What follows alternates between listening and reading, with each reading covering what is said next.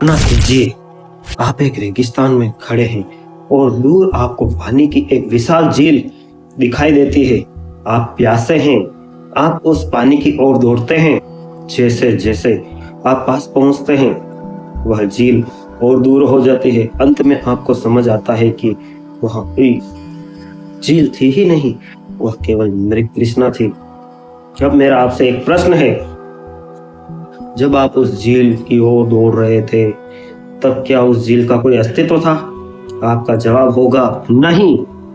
तो फिर क्या उस झील का विनाश हुआ? इसका जवाब भी नहीं, क्योंकि जो चीज कभी पैदा ही नहीं हुई, उसका अंत कैसा?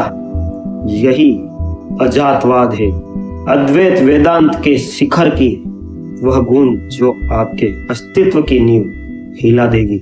अब तक आपने सुना होगा कि संसार माया है, इसे छोड़ना होगा या कर्मों को काटकर मोक्ष पाना होगा। लेकिन जगत गुरु आदि शंकराचार्य के परम गुरु महर्षि गौड़पादाचार्य ने मांडुक्य कारिका में एक ऐसा सत्य घोषित किया है जिसे सुनकर आपकी बुद्धि विद्रोह कर देगी। उन्होंने कहा, न विरोधी, न चौतर्य, बत्तो न साधक, यानी ना कोई जन्म है, ना कोई मृत्यु, ना कोई बंधन में है, ना कोई साधना कर रहा है। और जब कोई साधना ही नहीं कर रहा है तो मोक्ष जैसा भी कुछ नहीं है। यह सुनकर शायद आपको लगे कि यह पागलपन है, लेकिन रुकिए। अगर मैं आपसे कहूं कि आप जिस दुख से भाग रहे हैं, जिस मोक्ष को खोज रहे हैं, जिस संसार में जी रहे हैं, वह कभी पैदा ही नहीं हुआ। अजात का अर्थ ही है जो कभी जन्मा ही नहीं, अजन्मा।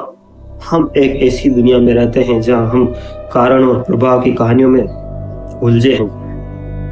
हम मानते हैं कि हमने पिछले जन्म में कुछ किया, इसलिए आज भुगत रहे हैं। लेकिन अजातवाद कहता है कि ना पिछला जन्म था, ना यह जन्म है। आप ऐसे स्वप्न में हैं जिसने कभी शुरुआत ही नहीं की।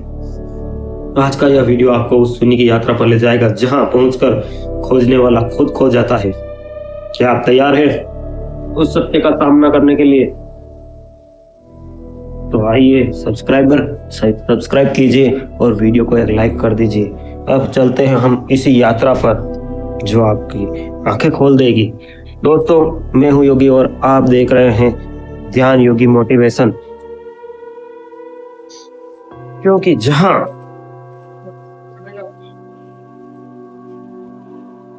हमेशा से था, हमारा पूरा जीवन क्यों और कैसे पर टिका है। अगर आज हमारे साथ कुछ बुरा हो रहा है तो हम कहते हैं इसका कारण क्या है? शायद पिछले जन्म का कर्म या ग्रहों की स्थिति। विज्ञान भी यही कहता है कि हर कार्य इफेक्ट के पीछे एक कारण होता है। बिना बीज के पेड़ नहीं उगता, बिना मिट्टी के घड़ा नहीं बनता। लेकिन अजातवाद यहीं पर सबसे गहरा प्रहार करता है। ऋषि गौड़पाद कहते हैं यह कार्य कारण का सिद्धांत ही सबसे बड़ा भ्रम है। जरा सोचिए, अगर बीज से पेड़ पैदा होता तो पहले कौन आया, बीज या पेड़? यदि आप कहते हैं कि बीज पहले आया तो वह बीज कहां से आया? जाहिर है किसी पिछले पेड़ से। यह एक अंतहीन सिलसिला है जिसमें हम अनादिकाल से अनादि कहकर टाल देते हैं। लेकिन तर्क की कसौटी पर जो चीज खुद को पैदा करने के लिए दूसरों पर निर्भर है, वह स्वतंत्र रूप से सत्य कैसे हो सकती है? गौड़पादाचार्य एक क्रांतिकारी तर्क देते हैं। वे कहते हैं कि जो चीज पहले से मौजूद है उसे पैदा होने की जरूरत नहीं, और जो चीज मौजूद ही नहीं वह कभी पैदा हो ही नहीं सकती। तो फिर यह जन्म सृष्टि क्या है? इसे एक उदाहरण से समझिए। अलाद चक्र यानी एक जलती हुई लकड़ी का टुकड़ा। अगर आप इस जलती हुई लकड़ी को तेजी से गोल गोल घुमाएं तो आपको हवा में एक आग का चक्र दिखाई देगा। अब मैं आपसे पूछता हूँ, क्या यह चक्र असली है? नहीं। क्या यह चक्र उस लकड़ी से पैदा हुआ है? नहीं। क्या उस चक्र का कोई कारण है? नहीं, यह केवल लकड़ी की गति या हलचल से पैदा हुआ है, एक आभास है। जैसे ही लकड़ी रुकती है वह चक्र गायब हो जाता है। यह चक्र ना तो लकड़ी के अंदर गया ना कहीं और, यह कभी था ही नहीं। ठीक इसी तरह हमारी चेतना स्थिर है, लेकिन जब इसमें कल्पना की हलचल होती है तो यह संसार, यह ब्रह्मांड और यह शरीर दिखने लगते हैं। हम जिसे सृष्टि करते हैं वह असल में चेतना के एक कंपन मात्र है। आजादवाद का यह पक्ष डरावना भी है और परम शांति देने वाला भी। कहता है आपको दुख किसी गलत कर्म का परिणाम नहीं बल्कि गलत समझ का परिणाम है कि आप पैदा हुए। अगर कारण ही झूठा है तो उसका प्रभाव सत्य कैसे हो सकता है? अगर रस्सी में सांप दिखा तो क्या उस सांप के काटने से आपकी मृत्यु हो सकती है? नहीं ना, क्योंकि सांप वहां कभी था ही नहीं। हम अपनी समस्याओं के समाधान ढूंढ रहे हैं, लेकिन समस्या तो कभी थी ही नहीं। लेकिन आजादवाद कहता है कि समस्या का समाधान मत खोजो, यह देखो कि क्या समस्या कभी पैदा भी हुई थी। जब आप इस कार्य कारण के जाल को तोड़ देते हैं तब आप पाते हैं कि आप इस अचल चेतना है, आप केवल एक अचल चेतना है जिसमें हजारों संसार बनते हैं, बिगड़ते हैं, पर असल में कुछ भी घटित नहीं होता। क्या आप यकीन के साथ कह सकते हैं कि इस समय आप जाग रहे हैं? आप कहेंगे हाँ मैं तो जाग रहा हूँ। कमेंट कीजिए। मैं अपने फोन की स्क्रीन देख रहा हूँ, टीवी देख रहा हूँ, आवाज सुन रहा हूँ, मेरे आसपास की चीजें ठोस है। लेकिन जरा याद कीजिए, जब आप रात को गहरी नींद में सपना देख रहे होते हैं तब क्या आपको जरा भी संदेह होता है कि यह झूठ है? सपने में अगर आप किसी पहाड़ पर खड़े हैं तो आप उसे छू भी सकते हैं, तो यह पहाड़ उतना ही ठोस महसूस होगा जितना कि आपके घर की अभी दीवारें आपको महसूस हो रही है। सपने में अगर आपको प्यास लगती है तो पानी पीते हैं तो आपकी स्वप्न प्यास बुझ जाती है। उस क्षण के लिए वह सपना जगत ही एकमात्र सत्य होता है। वहां भी समय है, वहां भी स्थान है और वहां भी भावनाएं हैं। फिर जागने पर आप उसे झूठ क्यों कह देते हैं? अब कभी ऐसा हुआ आप एकदम जागे और कहे ये तो यार सब झूठ था, योगी जी आपका प्रवचन सुन रहे थे, ये तो पूरा सपना था, तो कैसा हो? कल्पना कीजिए, आप उसे झूठ क्यों कह देते हैं सपने को? केवल इसलिए क्योंकि अब वह दिखाई नहीं दे रहा। आजादवाद यहाँ एक बहुत ही बारीक और चौंकाने वाला तर्क देता है। आरसी गौड़पाद कहते हैं कि जागृत और स्वप्न में रत्ती भर भी फर्क नहीं है, दोनों ही दृश्य है और जो दृश्य है वह नश्वर है। इसे गहराई से समझिए। सपने में आप एक पूरा ब्रह्मांड रच लेते हैं। आप सूरज, चांद, धरती और यहाँ तक कि अपने जैसे दिखने वाले कई लोगों को बना लेते हैं। लेकिन क्या इस सपने को बनाने के लिए आपको कहीं से ईंट, पत्थर या मिट्टी लगानी पड़ती है? नहीं ना, वह सब आपकी चेतना के भीतर ही बना।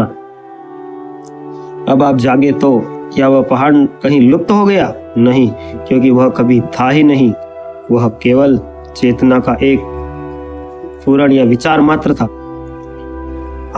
अब अपने इस तथाकथित असली संसार को देखिए। आजादवाद कहता है कि यह संसार भी एक दीर्घ स्वप्न यानी लंबा चलने वाला सपना है।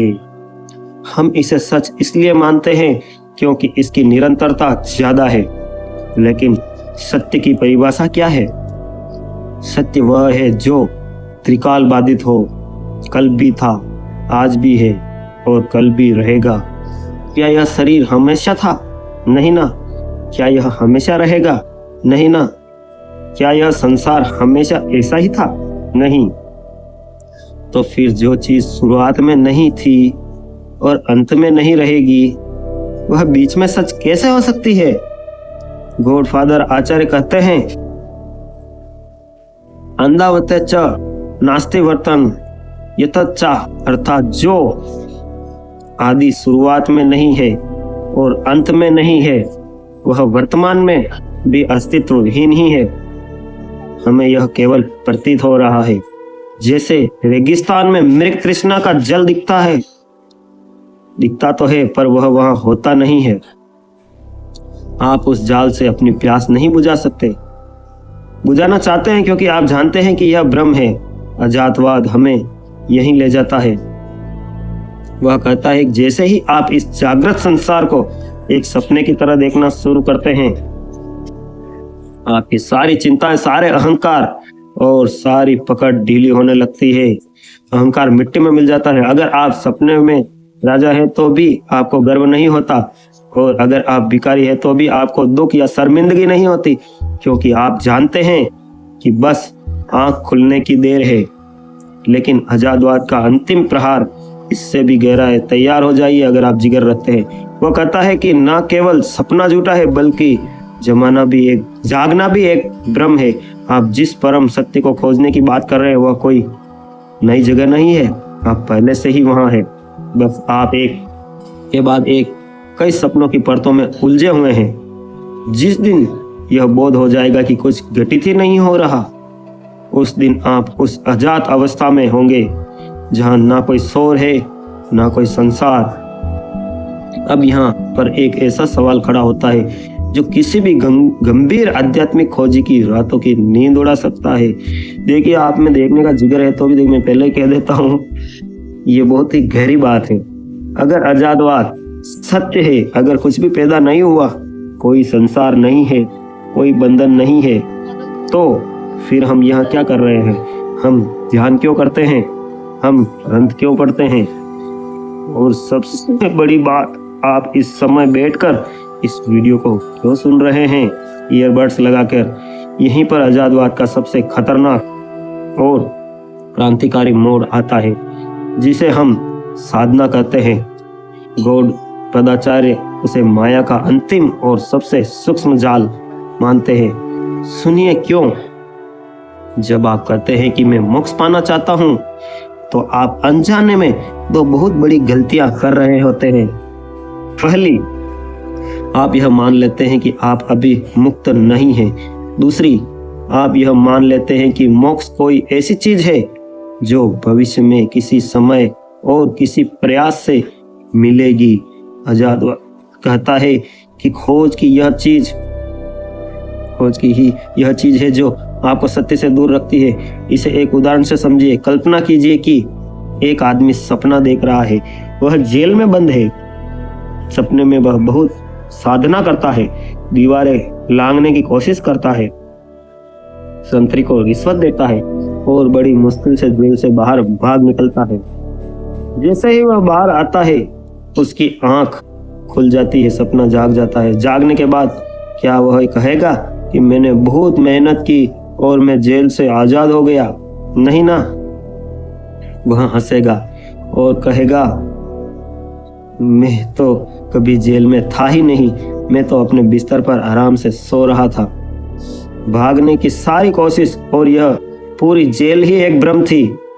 आजादवाद के अनुसार साधक उस कैदी की तरह है जो सपने की जेल से भागने की कोशिश कर रहा है।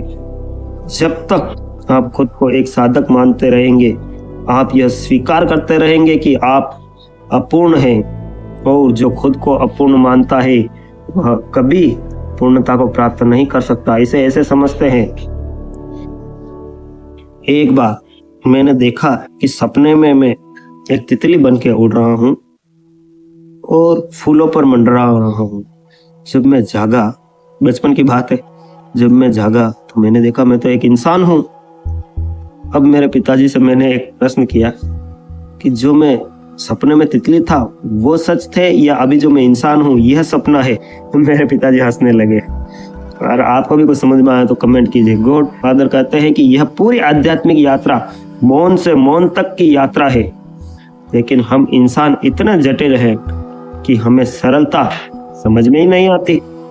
हमें मेहनत चाहिए, हमें संघर्ष चाहिए, हमें सीढ़ियाँ चाहिए। चलो बताते हैं। अभी आप कुछ चाहते हैं कि जैसे नौकरी करना, बहुत जन कहते हैं मैं ये नौकरी चाहता हूँ, मैं ये चाहता हूँ, मैं पैसा चाहता हूँ। आज सब चलो मेरा आशीर्वाद है, आप सबको सब दे दिया जाए, नौकरी भी दे दी जाए, आपको जो चाहो जो कर दिया जाए, बंगला भी। उसके बाद क्या? उसके बाद अंतिम क्या है? सोचो और लिखो।